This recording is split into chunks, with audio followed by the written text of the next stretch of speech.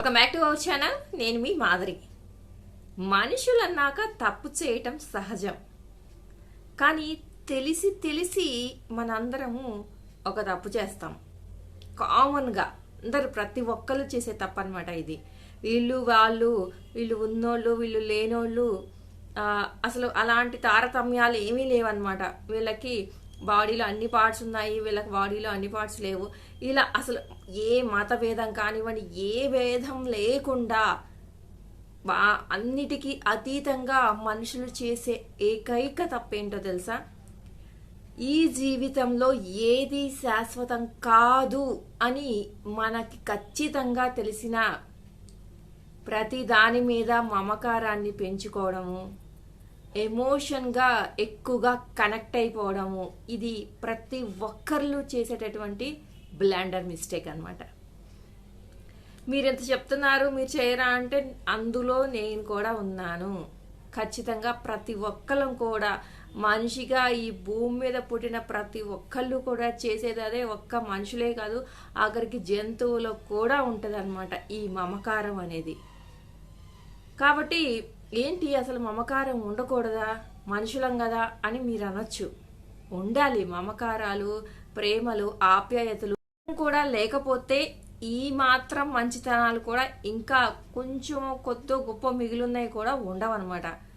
కాకపోతే ఏది శాశ్వతం కాదని తెలిసినప్పుడు మరీ ఎమోషనల్గా, అంటే అది లేకపోతే నేను లేను అన్నంత మమకారం పెంచుకుంటారు చూసారా, అది మాత్రం డేంజర్ అనమాట. అతి అనేది ఏ విషయంలో అయినా డేంజరే. అది పిల్లల మీద కావచ్చు, ఒక వస్తువు మీద కావచ్చు. అరే ఇది లేకపోతే నేను బతకలేను, అది ఒక రకమైన ఎడిక్షన్ కూడా అనొచ్చు అనమాట.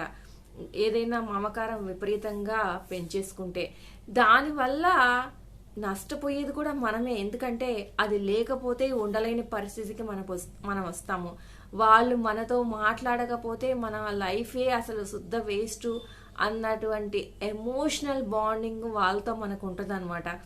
కానీ అది ఏం చేస్తుంది అంటే మనకే చేట్ చేస్తుంది. రేపొద్దున టైం బాగోక వాళ్ళు మనతో విడిపోవాల్సిన పరిస్థితి వస్తే, రేపొద్దున టైం బాగోక వస్తువు ఏదో మన జీవితంలో లేకుండా పోతే, మనకి టైం బ్యాడ్ అనుకోండి, లేకపోతే మనం బాగా పెంచుకున్నటువంటి ఆ పెంపుడు జంతువు ఏదో దానికి టైం బాగోక చనిపోయింది అనుకోండి, ఏదైనా కానివ్వండి, మమకారం ఎక్కువ పెంచుకున్నప్పుడు అది లేనప్పుడు నీవు అనుభవించేటటువంటి బాధ చెప్పనలవి కానిదనమాట. కాబట్టి ఎప్పుడు కూడా ఏది మనం ఎవరితో కనెక్షన్ పెట్టుకున్నా కానీ, ఎంత బాండింగ్ పెంచుకున్నా కానీ, రేపొద్దున అది లేకపోయినా కానీ మనం బతకగలగాలి.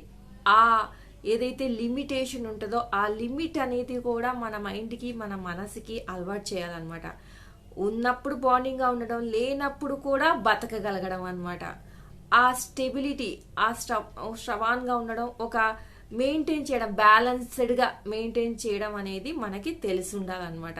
అది ఎవరి విషయంలో అయినా కానివ్వచ్చు. ఇప్పుడు పిల్లలు ఉన్నారు, ఎంతో ప్రేమగా పెంచుకుంటారు.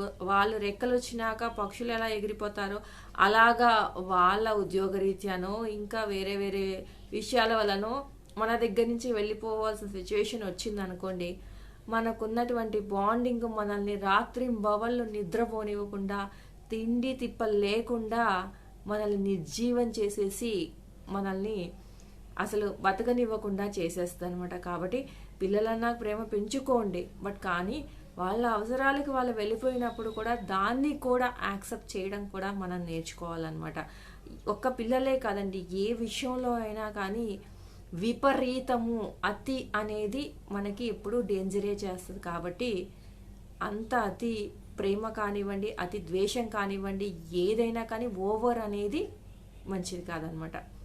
ఇదండి ఈరోజు వీడియో. వీడియో నచ్చితే లైక్ చేయడం మర్చిపోవద్దు. మరిన్ని ఇలాంటి వీడియోస్ కోసం వెంటనే ఛానల్ సబ్స్క్రైబ్